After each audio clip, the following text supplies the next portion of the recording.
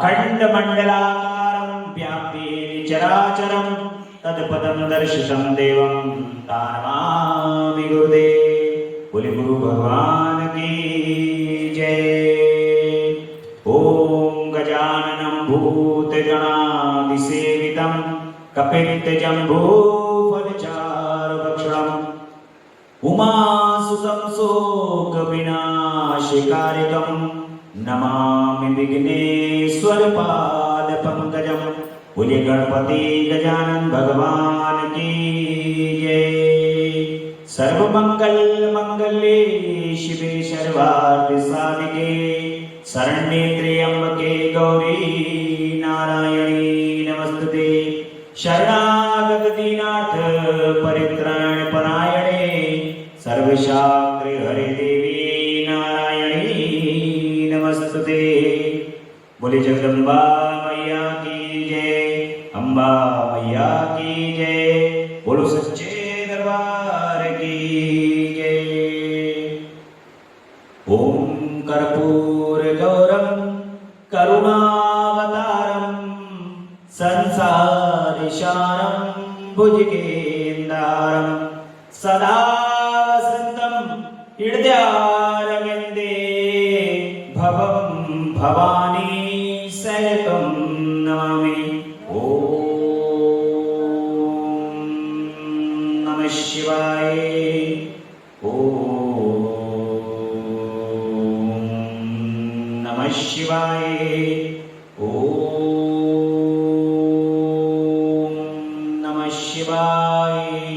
बोले शंकर भगवान की जय, महामृत्युंजय भगवान की जय। भगवान श्री गुरुदेव की असीम अनुकंपा से, माता पिता के आशीर्वाद, जगदम्बा पराअंबा पराशक्ति की परम सानिध्यता परम कृपा से, भोलेनाथ त्रिलोकीनाथ के परम कृपा से और आप सभी भक्तों के भाग्य के कारण अमृतमयी शिव पुराण की कथा का आज अष्टम दिवस है, 8वां दिन है। भगवान की कथा उनकी कृपा का एक स्वरूप है और उस स्वरूप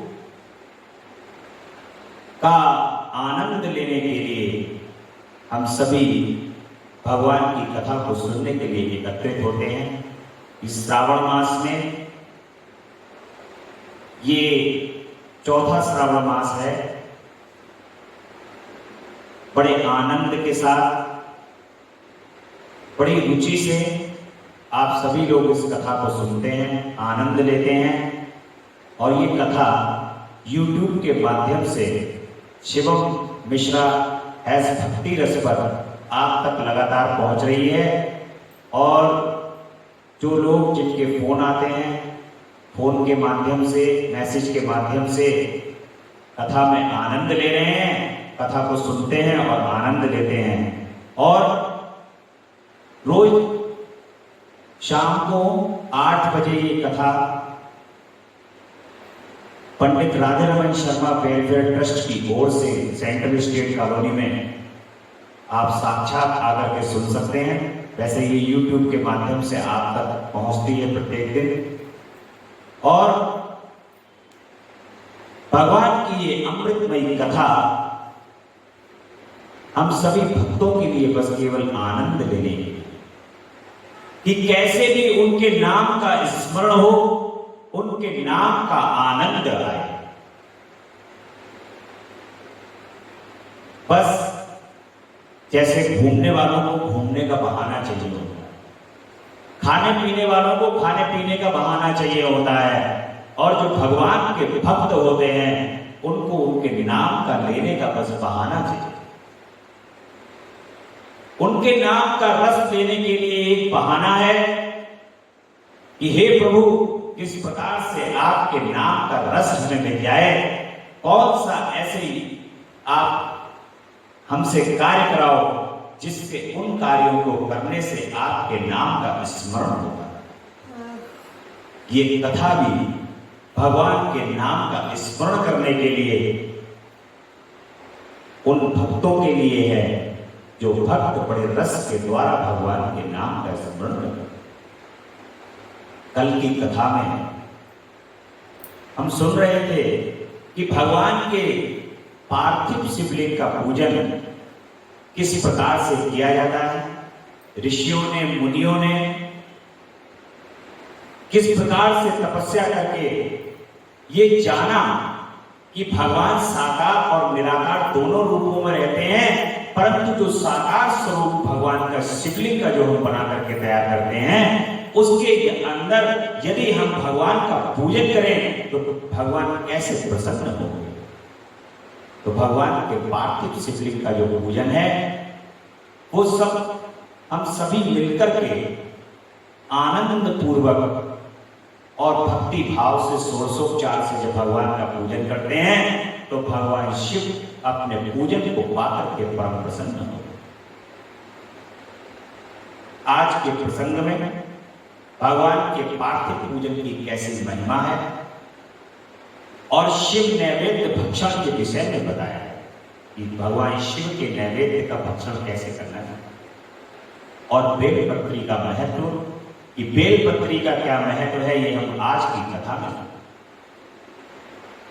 भगवान शिव के सूत जी महाराज कहते हैं कि हे ऋषियों, पार्थिव लिंगों की पूजा कोटि कोटि यज्ञों का फल देने वाली। जो भगवान के पार्थिव लिंग का पूजन करते हैं वो कोटि कोटि यज्ञों का फल देने वाले। भगवान की जो पार्थिव शिवलिंग का पूजन करते हैं उनके भक्त,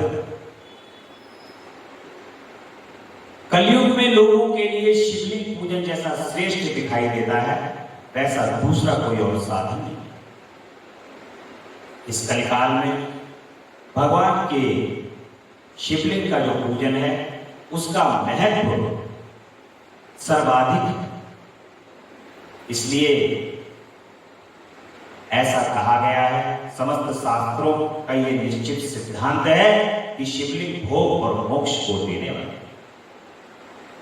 शिवलिंग 3 प्रकार के होते हैं, उत्तम, मध्यम और अधम। जो 4 अंगुल ऊंचा होता है, देखने में सुंदर हो तथा वेदी से युक्त हो, उस शिवलिंग को शास्त्रार्थ महर्षियों ने उत्तम कहा गया है। और आधा मध्यम और उससे आधा अधम माना गया है, यानी कि 4 अंगुल से जो कम होगा वो मध्यम हो गया और मध्यम से भी जो आधा होगा वो कहलाएगा अधम। इस तरह 3 प्रकार के शिवलिंग कहे गए हैं जो उत्तरोत्तर श्रेष्ठ है। ब्राह्मण, क्षत्रिय, वैश्य, शूद्र अथवा विलोम शंकर कोई भी क्यों ना हो, वह अपने अधिकार के अनुसार वैदिक अथवा तांत्रिक मंत्र से सदा आदर पूर्वक शिवलिंग की पूजा करे। सभी के लिए, चाहे वो किसी भी जाति, धर्म, वर्ण का हो, भगवान शंकर के शिवलिंग का पूजन उसे अवश्य करना चाहिए। ऐसा हमारे शास्त्रों में और पुराणों में वर्णन है। और अपने अधिकार के अनुसार वैदिक अथवा तांत्रिक मंत्र से सदा आदर पूर्वक भगवान शंकर की पूजा करनी चाहिए। भगवान शिव के पूजन का अधिकार सबको है। भगवान शंकर का पूजन सभी कर सकते हैं। हे ब्राह्मणों, महर्षियों, अधिक कहने से 11 शिवलिंग का पूजन करने में स्त्रियों तथा अन्य सब लोगों का भी पूर्ण अधिकार है। दुजों के लिए वैदिक पद्धति से शिवलिंग की पूजा करनी श्रेष्ठ है, परंतु अन्य लोगों के लिए वैदिक मार्ग से पूजा करने की संगति प्रदान नहीं की। ये भगवान शिव का कथन है। दधीची और गौतम आदि के साप से जिनका चित्त दग्ध हो गया है, उन दुजों को वैदिक कर्म में श्रद्धा नहीं होती। जो मनुष्य वेदों तथा स्मृतियों में कहे हुए सत्कर्मों की अवहेलना करते हैं, दूसरे कर्म करने में लगे रहते हैं, उनका मनोरथ कभी सफल नहीं होता। इस प्रकार विधि पूर्वक भगवान शंकर का नैवेद्य पूजन करके उनकी त्रिभुवनमयी 8 मूर्तियों का भी पूजन करना चाहिए। पृथ्वी, जल, वायु, अग्नि, आकाश, सूर्य, चंद्रमा तथा यजमान, ये भगवान शंकर की 8 मूर्तियां कही गई हैं। इन मूर्तियों के साथ सर्वभव, रुद्र, उग्र, भीम, ईश्वर, महादेव तथा पशुपति, इन नामों की भी अर्चना करनी चाहिए। तदंतर चंदन, अक्षत और बेलपत्र लेकर के वहां ईशान आदि के क्रम में भगवान शिव के परिवार का उत्तम भक्ति भाव से पूजन करना चाहिए।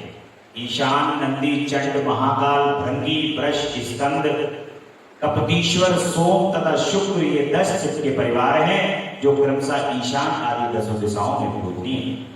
भगवान शिव के समक्ष वीरभद्र और पीछे कार्तिक मुख का पूजन करके विधि पूर्वक 11 रुद्रों की पूजा करनी चाहिए। इसके बाद पंचाक्षर मंत्र का जप करके सतरुद्रीय स्तोत्र का नाना प्रकार की स्तुतियों तथा शिव पंचांग का पाठ करें। इसके बाद परिक्रमा और नमस्कार करके शिवलिंग का विसर्जन करते हैं। इस प्रकार मैंने शिव पूजन की संपूर्ण विधि का आदर पूर्वक आपको वर्णन किया है। रात्रि में देव कार्य सदा उत्तराभिमुख होकर भी करना चाहिए। इसी प्रकार शिव पूजन भी पवित्र भाव से सदा उत्तर मुख होकर के करें। जहाँ शिवलिंग स्थापित हो उसे पूर्व दिशा का आश्रय लेकर नहीं बैठना चाहिए या खड़ा होना चाहिए, क्योंकि वह दिशा भगवान शिव के आगे या सामने पड़ती है। पर शिवलिंग से उत्तर दिशा में भी बैठें, क्योंकि उधर भगवान शंकर का वामांग व इसमें शक्ति स्वरूपा देवी उमा विराजमान है। पूजन को शिवलिंग के पश्चिम दिशा में भी बैठ करके नहीं करना चाहिए, क्योंकि वह आराध्य देव का पृष्ठ भाग है और पीछे की ओर पूजा करना उचित नहीं है। अतः अवशिष्ट दक्षिण दिशा ही ग्रह उसी का आश्रय लेना चाहिए। तात्पर्य यह है कि शिवलिंग से दक्षिण दिशा में उत्तराभिमुख होकर के बैठें और पूजा करें। विद्वान पुरुष को चाहिए कि वह भस्म का त्रिपुंड लगाकर रुद्राक्ष की माला लेकर तथा बेलपत्र का संग्रह करके ही भगवान शंकर की पूजा करे। इसके बिना नहीं करनी चाहिए।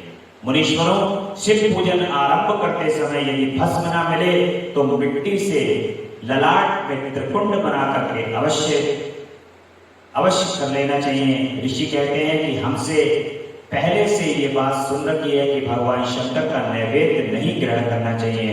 इस विषय में शास्त्र का निर्णय क्या है, आप ये बताइए।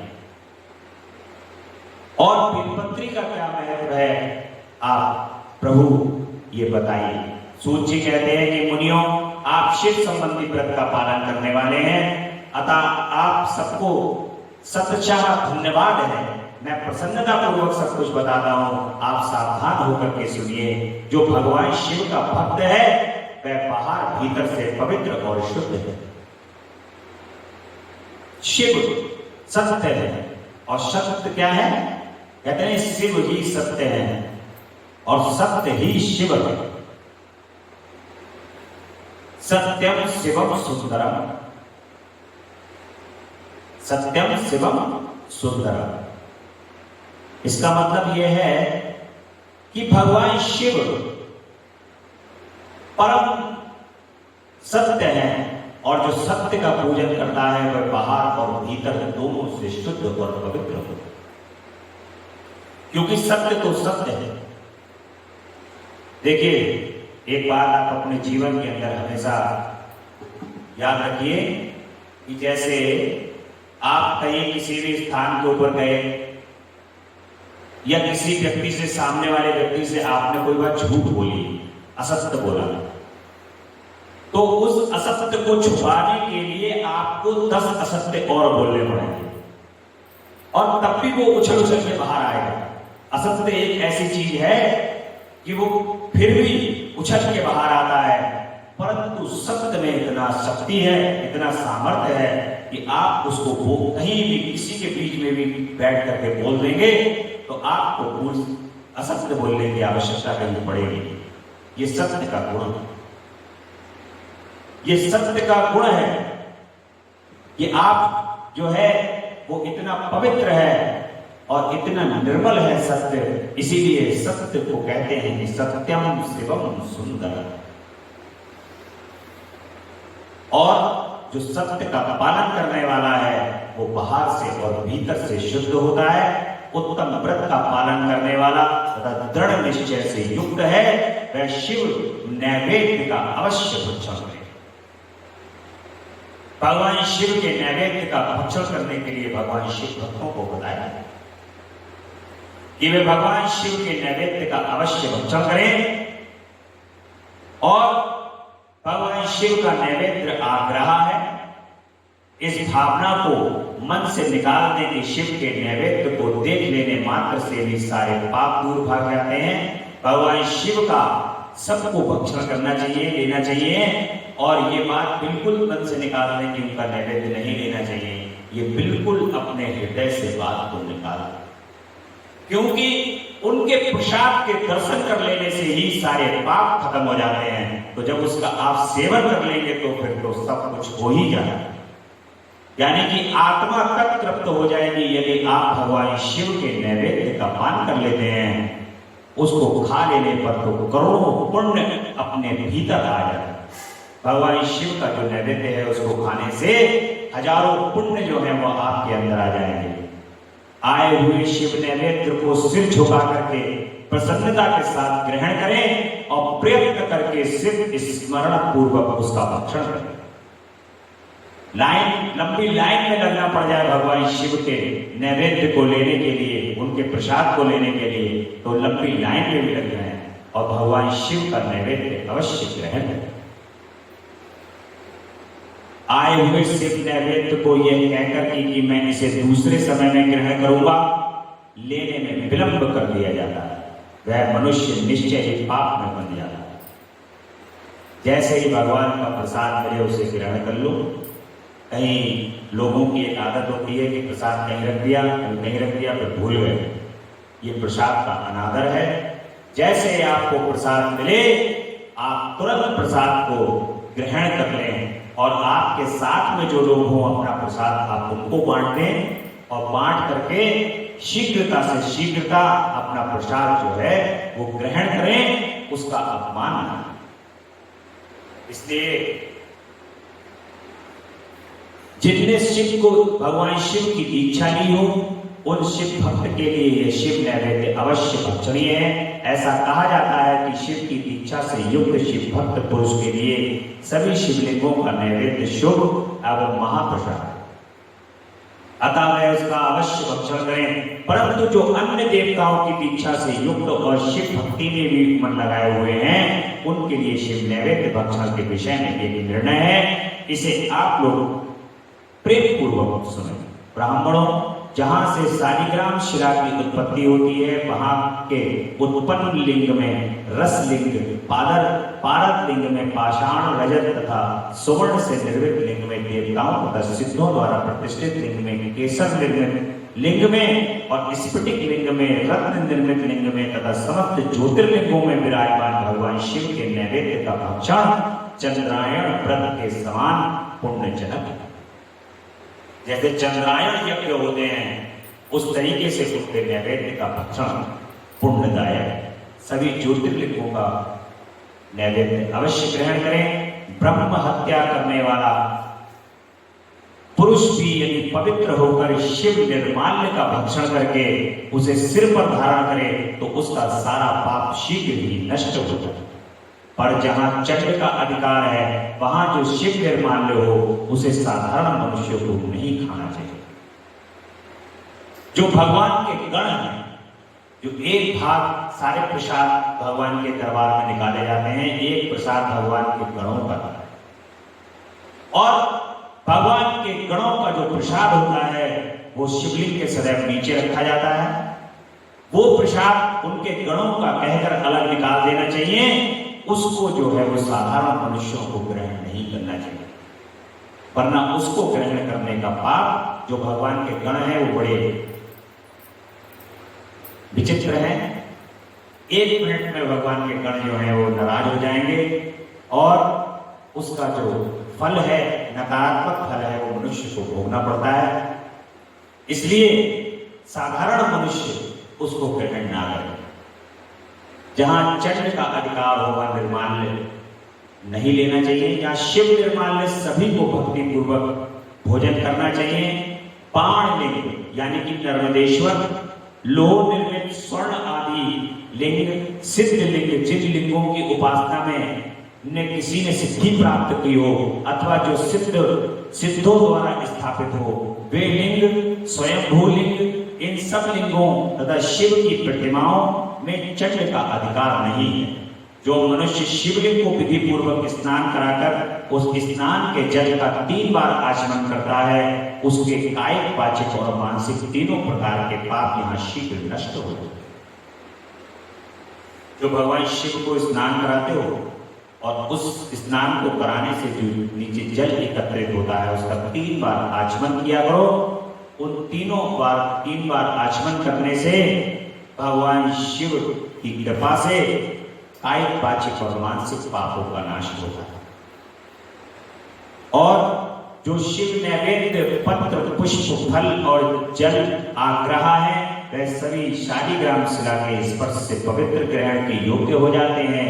मुनीश्वरों, शिवलिंग के ऊपर चढ़ा हुआ जो द्रव्य है वह आग्रह है। जो वस्तु शिवलिंग स्पर्श से रहित है, अर्थात जिस वस्तु को अलग रखकर शिव जी को निवेदित किया जाता है, लिंग के ऊपर नहीं चढ़ाया जाता है, उसे अत्यंत पवित्र जाना चाहिए। मुनीश्वरों, इस प्रकार नैवेद्य के विषय में शास्त्र का निर्णय बताया गया है। अब तुम सावधान होकर के बेलपत्री के महत्व को सुनो। ये बिल्व वृक्ष महादेव का ही स्वरूप है। देवताओं ने भी स्तुति की है, फिर जिस किसी तरह से इसकी महिमा फिर किस पर इसकी महिमा जानी जा सकती है। तीनों लोकों में जिसने पुण्य कर्म, पुण्य तीर्थ प्रसिद्ध हैं,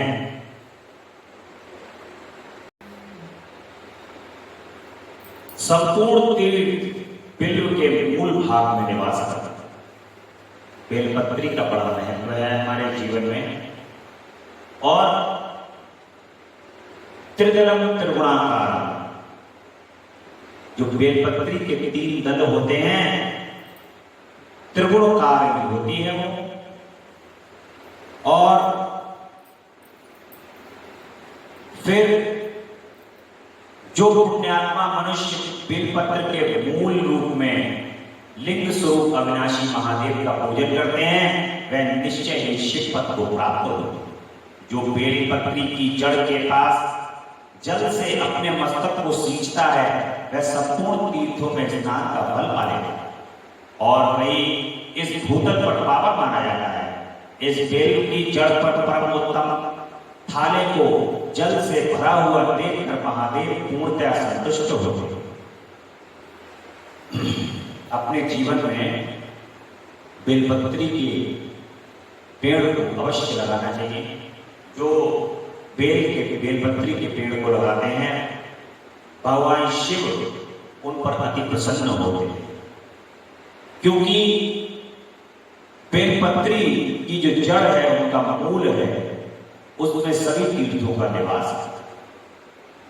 और जब आप पेड़ को लगाते हैं तो बेलपत्री तोड़ तोड़ करके भगवान शिव के ऊपर, जो मनुष्य एक बार ओम नमः शिवाय बोलेगा, वो ओम नमः शिवाय का सीधा सीधा फल जो बेलपत्री का पेड़ लगाया हुआ है उस तक भी पहुंचे। क्योंकि आपने चढ़ाई है, आपको तो वो फल मिलेगा ही मिलेगा। आपके फल में से काट करके दूसरे उसको फल नहीं मिलेगा। उसका फल जिसने वृक्ष लगाया है उस तक भगवान शिव के द्वारा स्वतः ही पहुंच जाए। जो बेलपत्री को जड़ के परम उत्तम थाले को जल से भरा हुआ देखकर महादेव जो है उनको प्रसन्न होते हैं। जो मनुष्य गंध पुष्प आदि से बेलपत्री के मूल भाग का पूजन करते हैं, वह शिवलोक को पा जाते हैं और इस लोक में भी उनकी सुख समृद्धि बढ़ती है। जो बेलपत्री की जड़ के समीप आदर पूर्वक दीपावली जलाकर रखता है, वह तत्व ज्ञान से संपन्न होता है।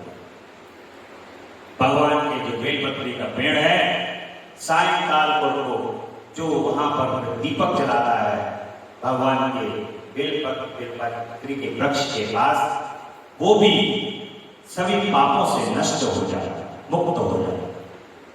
जो बिल्व की जड़ के समीप भगवान शिव में अनुराग रखने वाले एक भक्त को भक्ति पूर्वक भोजन कराता है, उसे कोटि गुना पुण्य प्राप्त हो। जो भगवान शिव के भक्त को बेलपत्री के पेड़ के नीचे ले जाकर के या आपके घर के अंदर बेलपत्री का वृक्ष हो, वहां पर बैठा करके यदि भगवान शिव के भक्त को भोजन करा देंगे तो भगवान उससे भी अति प्रसन्न हो जाएंगे और कोटि गुना पुण्य प्राप्त होगा। जो बेलपत्री की जड़ के पास शिव भक्त को खीर और घृत से युक्त अन्न देता है वह कभी दरिद्र नहीं होता। ब्राह्मणों, इस प्रकार मैंने सांगोपांग शिवलिंग पूजन का वर्णन किया है। यह वृत्ति मार्गी तथा निवृत्ति मार्गी पूजन के भेद से दो प्रकार का होता है। वृत्ति मार्गी लोगों के लिए पीठ पूजा और भूतल पर संपूर्ण अविष्ट वस्तुओं को देने वाली होती है और प्रवृत्त पुरुष सुपात्र और गुरु आदि के द्वारा ये सारी पूजा संपन्न करें और अभिषेक के अंत में अघैनी के चावल से बना हुआ नैवेद्य निवेदित करें और पूजा के अंत में शिवलिंग को शुद्ध संपुट में विराजमान करके घर के भीतर कहीं अलग रख दें। और निवृत्ति मार्गी उपासकों के लिए हाथ पर ही शिवलिंग का पूजन विधान है। उन्हें भिक्षा आदि से प्राप्त हुए अपने भोजन को ही नैवेद्य के रूप में निवेदित कर देना चाहिए। इस प्रकार ये विभूति से पूजन करें और विभूति ही नैवेद्य के रूप में निवेदित करें। पूजा करके उस लिंग को सदा अपने मस्तक पर धारण करें। भगवान शिव के जो शैव संप्रदाय के लोग हैं, जो भगवान का शिव का पूजन करते हैं और संन्यास को धारण किए हुए हैं, वे मस्तक पर भगवान शिव के शिवलिंग को धारण। शिव नाम जप और भस्म धारण की महिमा अगले सूत जी महाराज जो है ऋषि पूछते हैं उनसे कि हे महाभाग महाशिष्य सूत जी, आपको नमस्कार है। अब आप उस परम उत्तम भस्म महत्व का वर्णन कीजिए और भस्म महत्व, रुद्राक्ष महत्व तथा अन्न महत्व, इन तीनों का परम प्रसन्नता पूर्वक प्रतिपादन कीजिए, जिससे हमारे हृदय को आनंद प्राप्त हो। सूत जी कहते हैं कि महर्षियों, आपने बहुत उत्तम बात पूछी है। ये समस्त लोगों के लिए हितकारक विषय है। जो लोग शिव जी की उपासना करते हैं वे धन्य हैं, कृतार्थ हैं, उनका ध्येय धारण करना सफल है, उनके समस्त कुल का उद्धार हो गया है, जिनके मुख में भगवान शिव का नाम है। जो अपने मुख से सदा शिव और शिव इत्यादि नामों का उच्चारण करते रहते हैं, पाप उनका उसी तरह स्पर्श नहीं करते जैसे खदीर वृक्ष के अंगार को छूने का साहस कोई भी प्राणी नहीं कर सकता। जो श्री शिव आपको नमस्कार है, ऐसी बात वह मुंह से निकलती है, तब वह मुख समस्त पापों का विनाश करने वाला पावन तीर्थ बन जाता है। जो मनुष्य प्रसन्नता पूर्वक उस मुख का दर्शन करता है, उसे निश्चय ही तीर्थ से जनित फल प्राप्त होता है। ये ब्राह्मणों, शिव का नाम, विभूति, भस्म तथा रुद्राक्ष, ये तीनों त्रिवेणी के समान परम पुण्यमय माने गए हैं। जहां ये तीनों शूद्र वस्तु में सर्वदा रहती हैं, उसके दर्शन मात्र से मनुष्य त्रिवेणी स्नान का फल प्राप्त कर लेगा। भगवान शंकर की भस्म, रुद्राक्ष और भगवान शिव की भस्म, रुद्राक्ष, ये और उनके नाम, उनका जप, जहां पर ये तीनों चीजें एकत्रित होती हैं, तो आप समझ लीजिए कि वो त्रिवेणी संगम पर स्नान करने का फल प्राप्त हो जाता है मनुष्य को। इन तीनों की महिमा को सत सदलक्षण भगवान महेश्वर के बिना दूसरा कौन भली भांति जानता है। इस ब्रह्मांड में जो कुछ है वह सब तो केवल महेश्वर ही जानते हैं। विप्रगण, मैं अपनी श्रद्धा भक्ति के अनुसार संक्षेप में भगवत नामों की महिमा का कुछ वर्णन करता हूँ, तुम सब लोग प्रेम पूर्वक सुनो। ये नाम है तो समस्त पापों को हर लेने वाला सर्वोत्तम साधन है। शिव इस नाम रूपी दावानल से महान पातक रूपी पर्वत अनायास ही भस्म हो जाता है। ये सत्य है, सत्य है, सत्य है, इसमें कोई सत्य।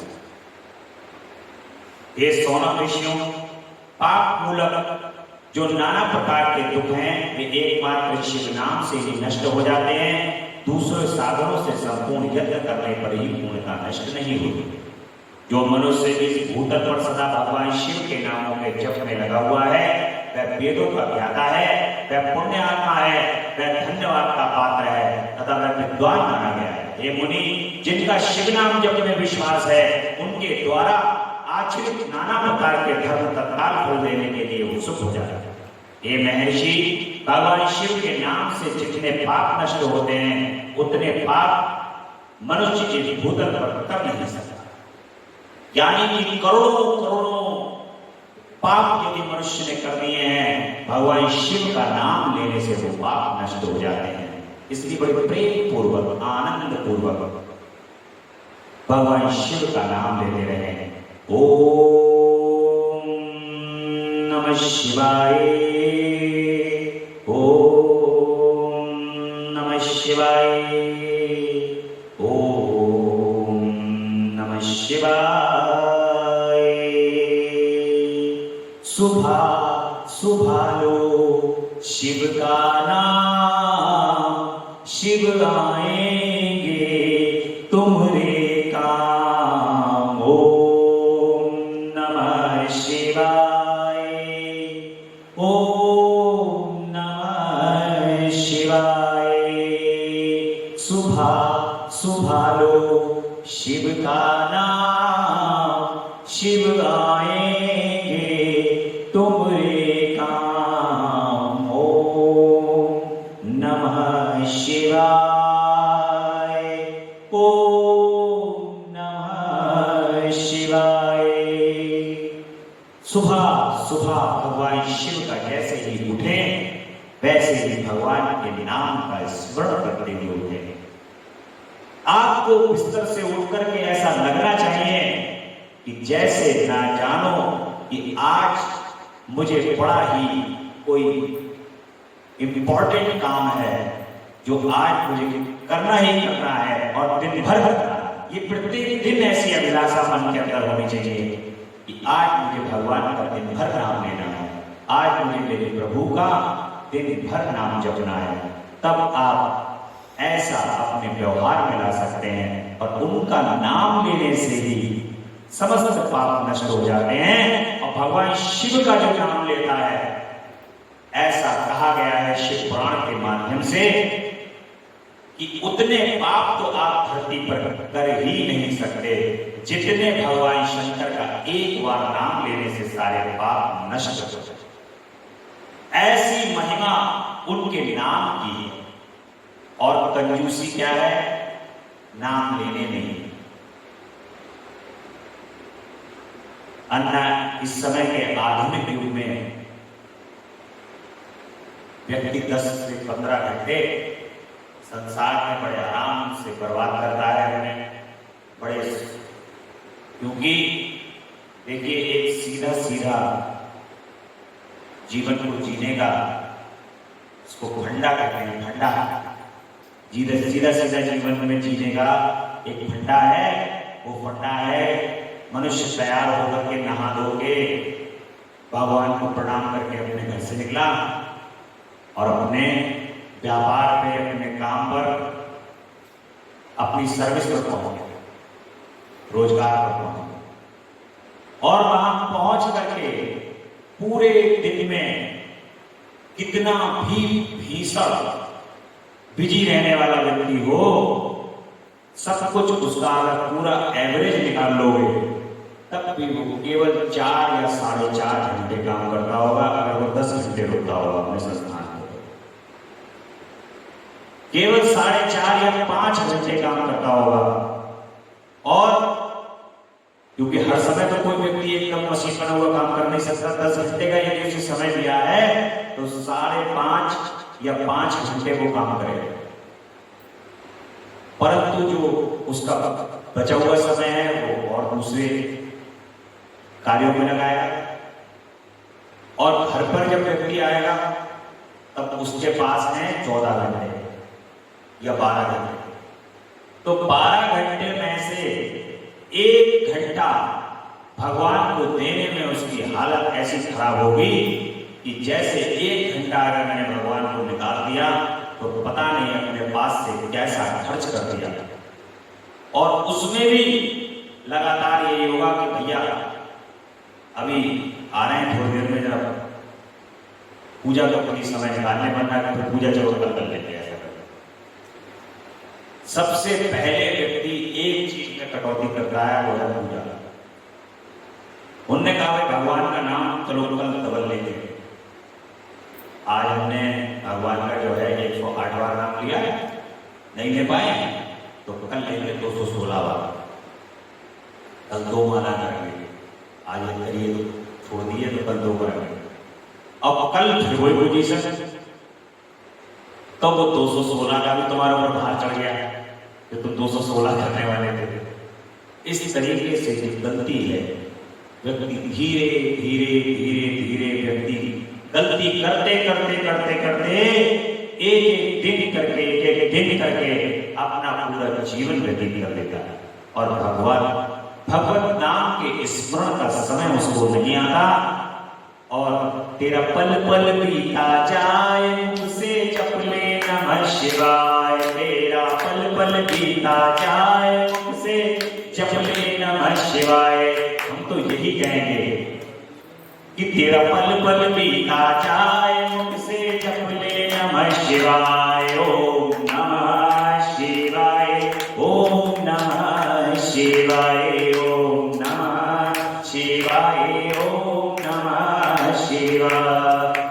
मुसाफिरी जब पूरी होगी चलने की मजबूरी होगी, मुसाफिरी जब पूरी होगी चलने की मजबूरी होगी। अवसर खाली न जाए मुझसे जप ले नमः शिवाय, तेरा अवसर खाली न जाए मुझसे जप ले नमः शिवाय।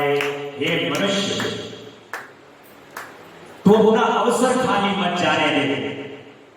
भगवान के नाम जहां तुझे मिले वहां उनके नाम का जप कर, वहां उनका नाम ले ले। और जब ये पंछी ये पिंजरा खाली करके जाएगा, ये पंछी जो है अंदर वाला ये शरीर रूपी पिंजरे के अंदर फंसा हुआ है, और जैसे ही पिंजरा खुलता है तो ये पंछी उड़ जाता है। इसलिए इस अवसर को अपने जीवन के अंदर खाली नहीं जाने देना चाहिए।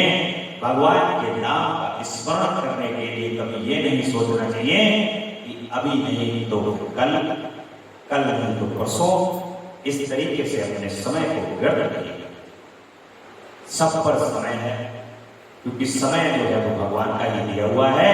अगर उनके दिए हुए समय को ही उनके ऊपर लगाने की, भगवान देखिए एक चीज और, जैसे उन्होंने आपको धन दिया और वो धन आप उनके ऊपर अपनी कृपणता के कारण मान लीजिए नहीं लगा पा रहे हैं, ठीक है, तो वो तो धन उन्होंने दिया है। अब जो समय दिया है उससे बड़े महाकंजूस आप और साबित हो गए कि आप उनको समय नहीं दे पा रहे। भगवान कह रहे चल भाई कुछ दे दे तो समय तो दे दे, तो समय भी नहीं दे पा रहे हैं।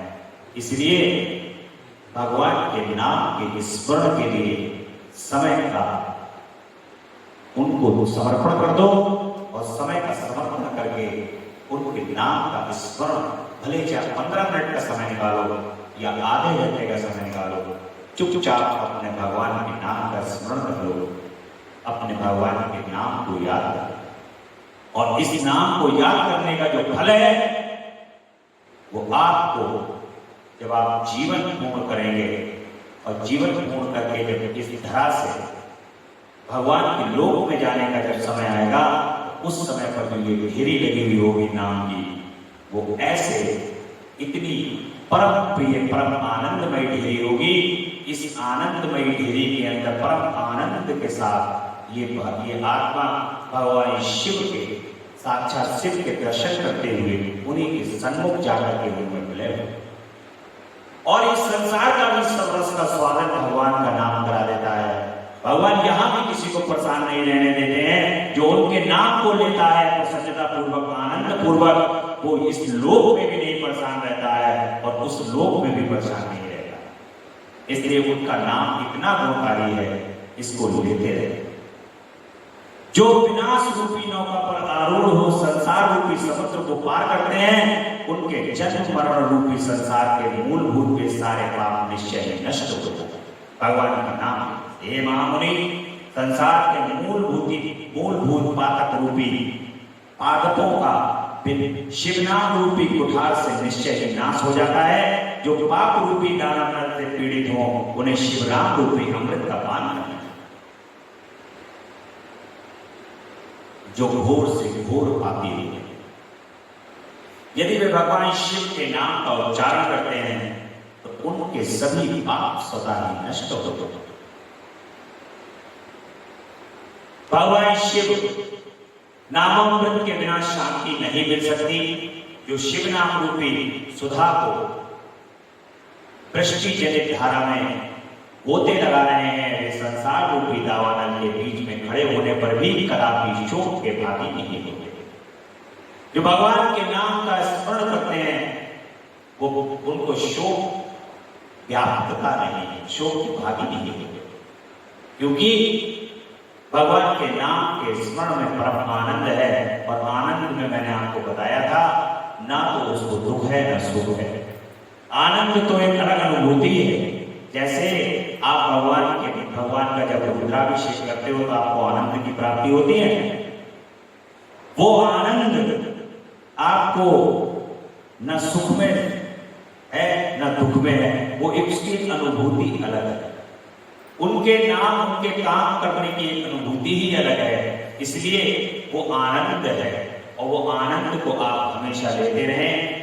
जिसके मन में भगवान शिव के नाम के प्रति खंडित न होने वाली असाधारण भक्ति प्रकट हुई हो, उसी के लिए मोक्ष सुलभ है, यह मेरा मंत्र है।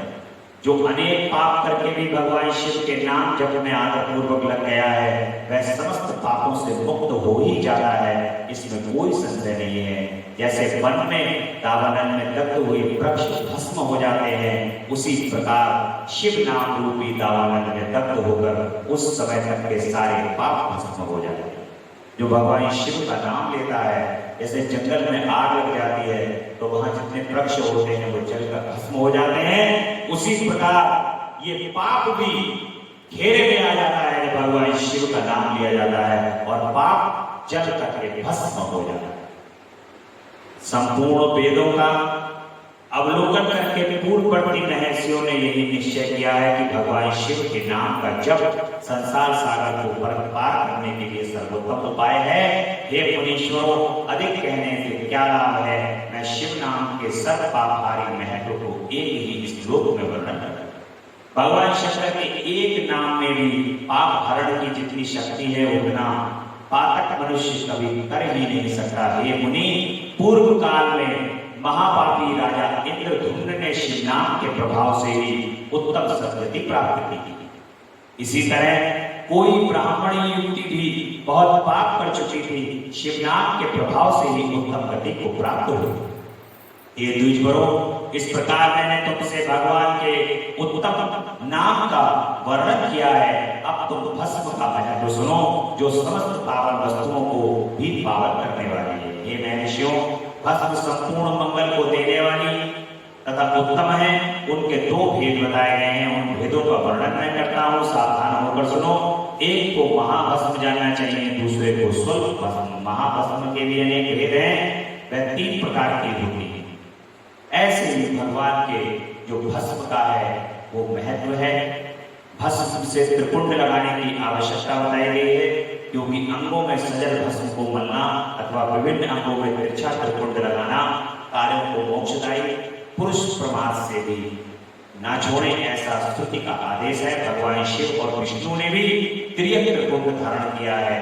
अन्य देवियों सहित भगवती उमा और लक्ष्मी देवियों ने भी वाणी द्वारा इसकी प्रशंसा की।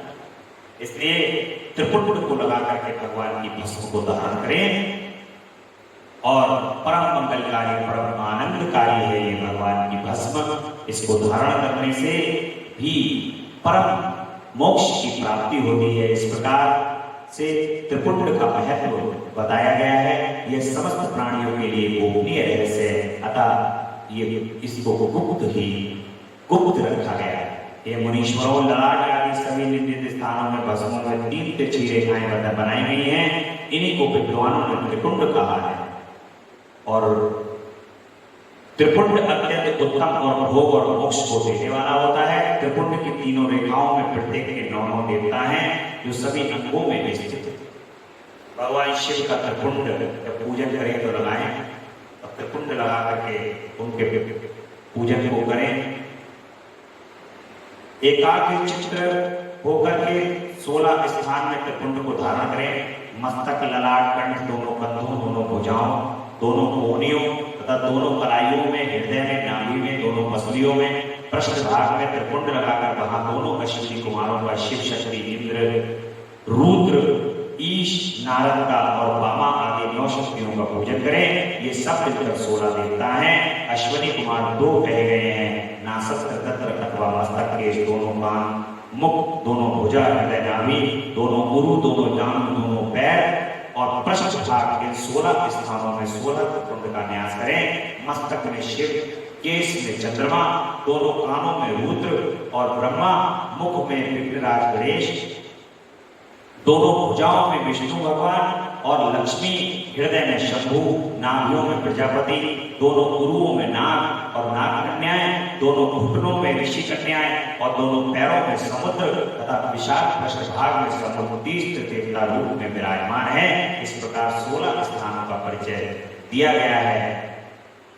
इन स्थानों पर भस्म को लगा करके धारण करना चाहिए। नमः शिवाय कहकर ललाट में त्रिपुंड लगाएं। ईशाभ्याम नमः कहकर के दोनों पार्श्व भाग में त्रिपुंड धारण करें। बीजाभ्याम कहकर के बोल करके कलाइयों में भस्म लगाएं और पितृभ्याम कहकर के अंग में और उमेशाभ्याम कहकर के ऊपर के अंग में, नीचे के अंग में लगाएं। पितृभ्याम कहकर के ऊपर के अंग में, उमेशाभ्याम कहकर के भीमाय नमः कहकर पीठ में और सिर के पिछले भाग में त्रिपुंड लगाना चाहिए। इस प्रकार से त्रिपुंड की महिमा बताई गई है और मंत्र बताए गए हैं लगाने के लिए। 16 भागों में त्रिपुंड को धारण कर सकते हैं जो शिव भक्त हैं। शिव भगवान शिव के नाम की जिन्होंने दीक्षा ली हुई है और संन्यास को धारण किया हुआ है, वे सब इसी प्रकार से भस्म को धारण करते हैं और भस्म लगाते हैं। और रुद्राक्ष को धारण करने की महिमा और उसके विभिन्न भेदों का वर्णन अब आप सुनिए। बड़ा ही सुंदर प्रसंग है कि हमें किस प्रकार से भगवान के रुद्राक्ष को ग्रहण करना चाहिए। देखिए, रुद्राक्ष स्वयं भगवान शिव का ही स्वरूप है और जो विधि और विधान से रुद्राक्ष को ग्रहण करता है, भगवान शिव उस पर प्रसन्न होकर सभी ग्रह शांत, सभी राशियां, सभी ग्रह, नक्षत्र रुद्राक्ष को धारण करने से शांत हो जाते हैं। और सूर्य जी कहते हैं कि महाप्राज्ञ महामते शिव सौनक। अब मैं संक्षेप में रुद्राक्ष का महत्व बता रहा हूं। रुद्राक्ष शिव को बहुत ही प्रिय है, इसे परम पावन समझना चाहिए। रुद्राक्ष के दर्शन से, स्पर्श से तथा उस पर जप करने से वह समस्त पापों का अपहरण करने वाली मानी गई है। ये मुनि पूर्व काल में परमात्मा शिव ने समस्त लोगों का उपकार करने के लिए देवी पार्वती के सामने रुद्राक्ष की महिमा का वर्णन किया। भगवान शिव कहते हैं कि महेश्वरी, हे शिवे, मैं तुम्हारे प्रेम बस भक्तों के हित की कामना से रुद्राक्ष की महिमा का वर्णन करता हूं। सुनो, ये महेशानी पूर्व काल की बात है। मैं मन को संयम में रखकर हजारों दिव्य वर्षों तक घोर तपस्या कर रहा था। एक दिन सहसा मेरा मन क्षुब्ध हो उठा। भगवान शंकर कह रहे हैं कि परमेश्वरी, मैं संपूर्ण लोगों का उपकार करने वाला स्वतंत्र परमेश्वर अर्थात उस समय 3 मैंने लीलावश ही अपने दोनों नेत्र खोले। खोलते ही मेरे मनोहर नेत्र पुटों से कुछ जल की बूंदें गिरी। आंसू की उन बूंदों से वहां रुद्राक्ष नामक वृक्ष पैदा हो गया और भक्तों पर अनुग्रह करने के लिए वे अश्रु बिंदु स्थावर भाव को प्राप्त हो गए। वे रुद्राक्ष मैंने विष्णु भक्तों को तथा चारों वर्णों के लोगों को बांट दिए। भूतल पर अपने प्रिय रुद्राक्ष को मैंने गौड़ देश में उत्पन्न किया। मथुरा, अयोध्या, लंका, मलयाचल, सहस्त्री, काशी तथा अन्य देशों में भी अंकुर उगाए।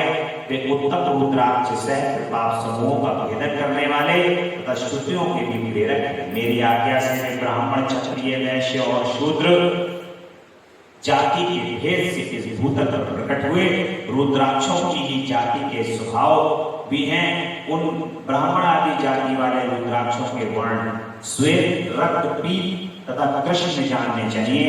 मनुष्यों को चाहिए कि वे क्रमशः वर्ण के अनुसार अपनी जाति का ही रुद्राक्ष धारण करें। भोग और मोक्ष की इच्छा रखने वाले चारों वर्णों के लोगों को, विशेषतः शिव भक्तों को, शिव पार्वती की प्रसन्नता के लिए रुद्राक्ष के फल को अवश्य धारण करना चाहिए। आंवले के फल के बराबर जो रुद्राक्ष हो वह श्रेष्ठ बताया गया है। जो बेर के फल के बराबर हो उसे मध्यम श्रेणी का कहा गया है, और जो चने के बराबर हो उसकी गणना निम्न कोटि में की गई है। अब इसकी उत्तमता को परखने की यह दूसरी उत्तम प्रक्रिया बताई जाती है। इसे बताने का उद्देश्य में भक्तों की हित कामना पार्वती को भले भांति प्रेम पूर्वक इस विषय को सुनो। हे महेश्वरी, जो रुद्राक्ष बेर के फल के बराबर होता है वह उतना छोटा होने पर भी लोक में उत्तम फल देने वाला है तथा सुख सौभाग्य की वृद्धि करने वाला होता है। जो रुद्राक्ष आंवले के फल के बराबर होता है वह समस्त अरिष्टों का विनाश करने वाला तथा जो गुंजा फल के समान बहुत छोटा होता है वह संपूर्ण मनोरथों और फल की सिद्धि करने वाला। और रुद्राक्ष जैसे जैसे छोटा होता जाता है वैसे अधिक फल देने वाला होता चला जाता है। एक एक बड़े रुद्राक्ष से एक छोटे रुद्राक्ष को विद्वानों ने 10 गुना अधिक फल देने वाला बताया है। पापों का नाश करने के लिए रुद्राक्ष धारण करना आवश्यक है। यह निश्चय ही संपूर्ण अविष्ट मनोरथों का साधक है, अतः अवश्य ही इसे धारण करना चाहिए। हे परमेश्वरी, लोक में मंगलमय रुद्राक्ष जैसे फल देने वाला देखा जाता है वैसे ही फलदायी दूसरी कोई माला नहीं दिखाई देती। हे देवी, समस्त आकार प्रकार वाले चिकने मजबूत स्थूल कंटक युक्त उभरे हुए छोटे छोटे दाने और सुंदर रुद्राक्ष अभिरक्षित पदार्थों के दाता तथा सदैव भोग और मोक्ष देने वाले, जिन्हें कीड़ों ने दूषित कर दिया हो, जो टूटा फूटा हो, जिसमें उभरे हुए दाने ना हो, जो व्रण युक्त हो तथा जो पूरा गोल ना हो, इन 5 प्रकार के रुद्राक्षों को त्याग देना चाहिए। जिस रुद्राक्ष में अपने आप ही डोरा पिरोने के योग चित्र हो गया हो वही यहाँ उत्तम माना गया है। जिसने मनुष्य के प्रयत्न से छेद किया गया हो वह मध्यम श्रेणी का होता है।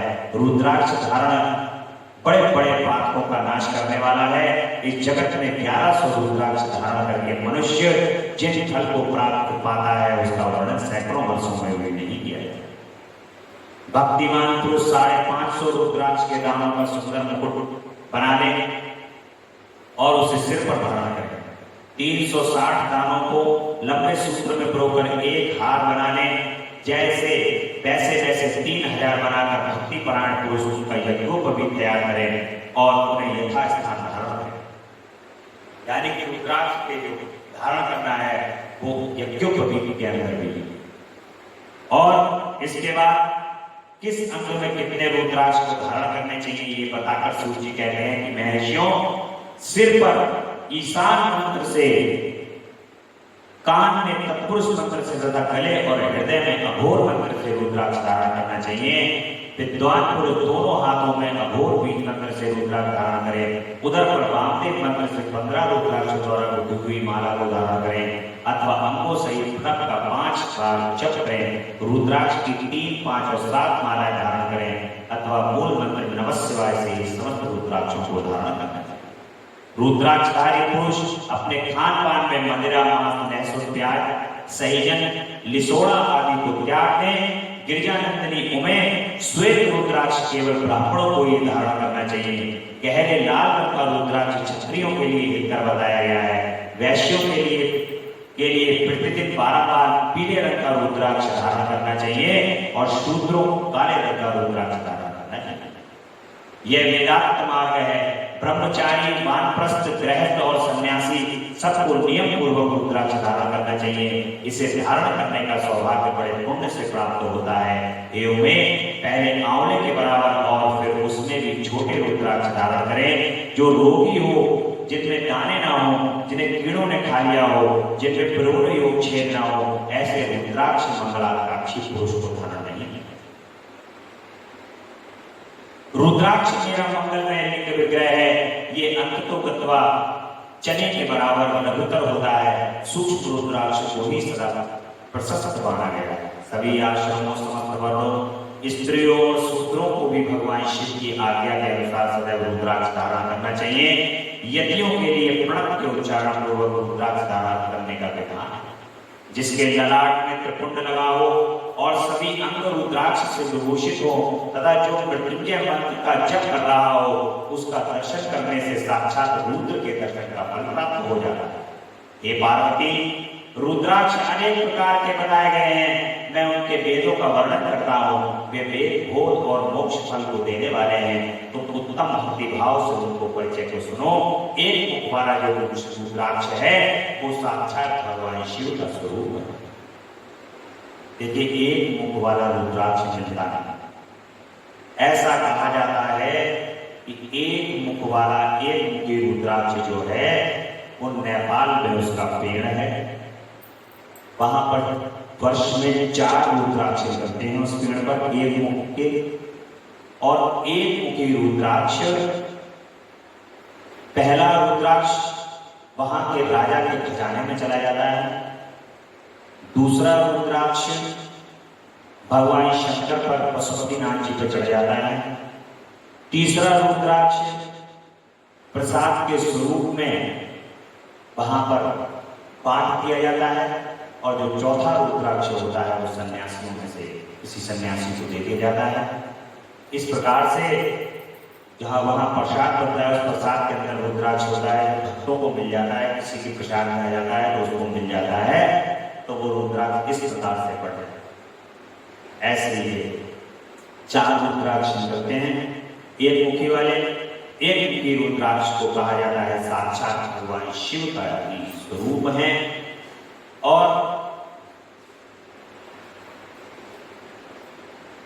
जहां रुद्राक्ष की पूजा होती है वहां से लक्ष्मी जो है वो कभी दूर नहीं जाती। भोग और मोक्ष के फल को प्रदान करते हैं। जहां रुद्राक्ष की पूजा होती है वहां से लक्ष्मी कभी दूर नहीं जाती। उस स्थान के सारे उपद्रव नष्ट हो जाते हैं तथा वहां रहने वाले लोगों की संपूर्ण कामनाएं पूर्ण हो जाती हैं। 2 मुख वाला रुद्राक्ष देव देवेश्वर कहा जाता है तथा वह संपूर्ण कामनाओं और फलों को देने वाला। 3 मुख वाला जो रुद्राक्ष है वो साक्षात साधन का फल देने वाला है। उसके प्रभाव से सारी विद्याएं प्रतिष्ठित हो जाती है। 4 मुख वाला रुद्राक्ष साक्षात ब्रह्मा का रूप है। वह दर्शन और स्पर्श से ही शीघ्र ही धर्म, अर्थ, काम और मोक्ष इन चारों पुरुषार्थों को दे देता है। 5 मुंह वाला रुद्राक्ष साक्षात कालाग्नि स्वरूप है। वह सब कुछ करने में समर्थ है, सबको मुक्ति देने वाला तथा संपूर्ण मनोवांछित फल को प्रदान करता है। 5 मुख रुद्राक्ष समस्त पापों को दूर कर देता है। और 6 मुखों वाला रुद्राक्ष जो है वो कार्तिकेय भगवान का स्वरूप है। यदि दाहिनी बाह में उसे धारण किया जाए तो धारण करने वाला मनुष्य ब्रह्म हत्या आदि पापों से मुक्त हो जाता है। इसमें संशय नहीं। हे महेश्वरी, 7 मुख वाला रुद्राक्ष अनंत स्वरूप और अनंत नाम से ही प्रसिद्ध है। देवेशी उसको धारण करने से दरिद्र भी ऐश्वर्यशाली होता है। 8 मुंह वाला रुद्राक्ष अष्टमूर्ति भैरव रूप है।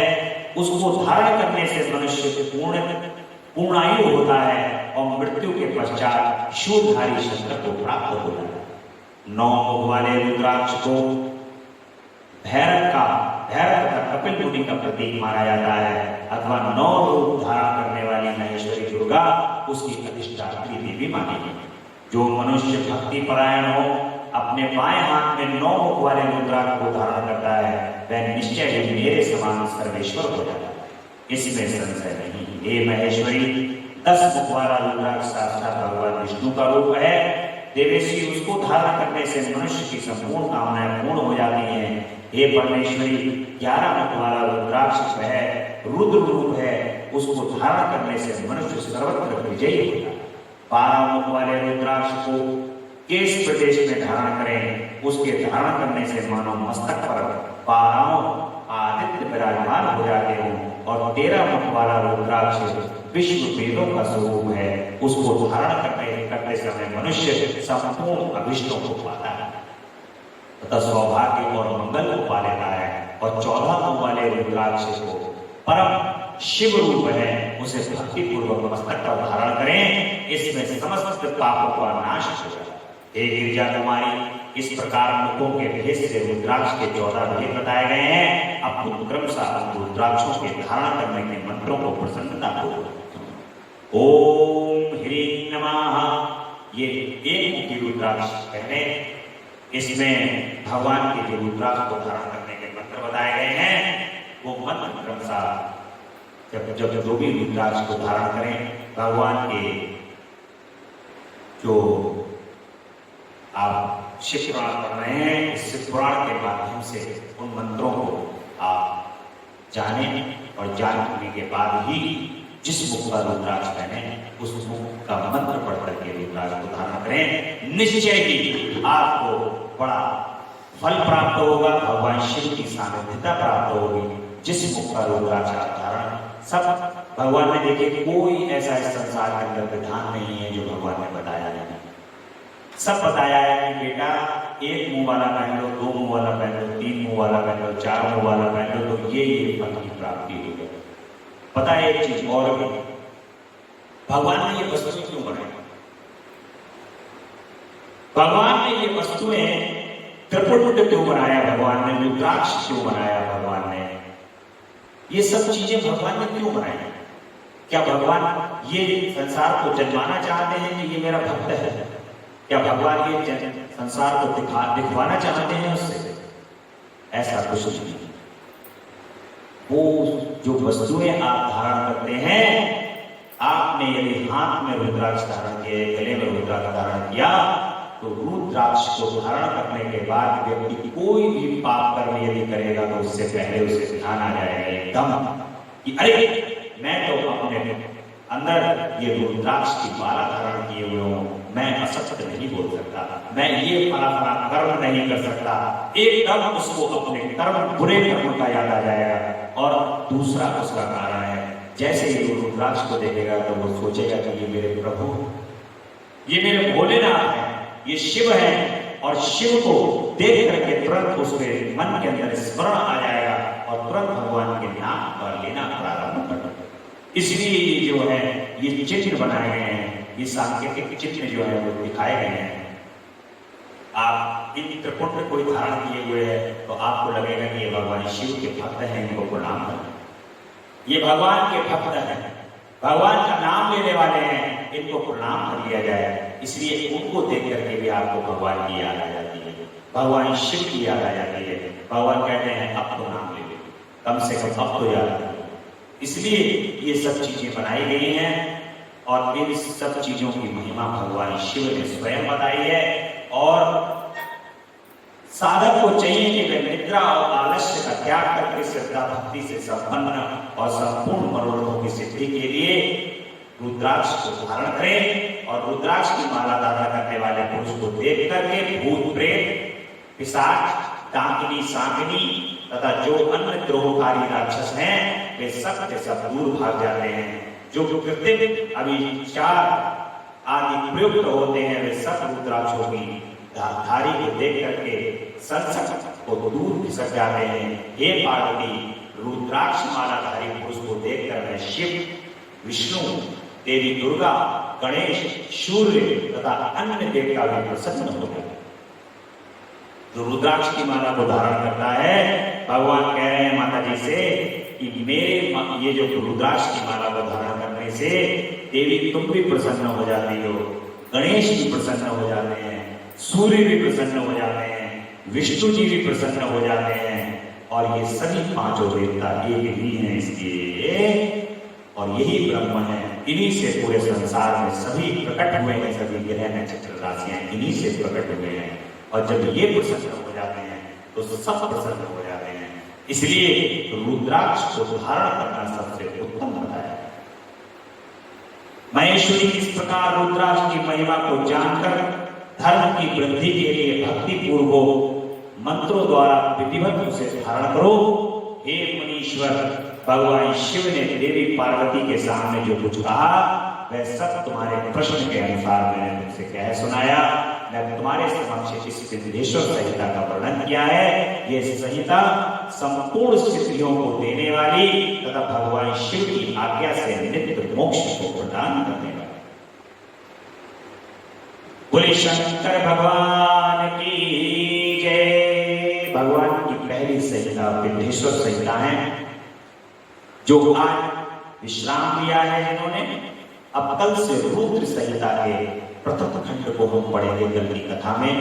बड़ा सुंदर प्रसंग है, नारद जी का प्रसंग आएगा इसमें। भक्ति किस तरीके से सुदृढ़ होती है, भगवान किस तरीके से अपने भक्तों की परीक्षा देते हैं, कैसा आनंद लेते हैं वो अपने भक्तों से, ये हम रुद्र संहिता के प्रथम खंड में सुनेंगे। बोले शंकर भगवान की जय। बोले हर हर हर महादेव, हर हर हर महादेव। शिव शंभो कैलाशपति। एक बार भगवान के नाम का स्मरण और कर ले। तेरा पल पल बीता जाए, मुख से जप ले नमः शिवाय। तेरा पल पल बीता जाए, मुख से जप ले नमः शिवाय। ओम नमः शिवाय, ओम नमः शिवाय, ओम नमः शिवाय, ओम नमः शिवाय। नमः शिवाय, नमः शिवाय, नमः शिवाय, नमः शिवाय, नमः शिवाय, नमः शिवाय, नमः शिवाय, नमः शिवाय, नमः शिवाय, नमः शिवाय। तेरा पल पल बीता जाए, मुख से जप ले नमः शिवाय। तेरा पल पल बीता जाए, मुख से जप ले नमः शिवाय। ओम नमः शिवाय, ओम नमः शिवाय।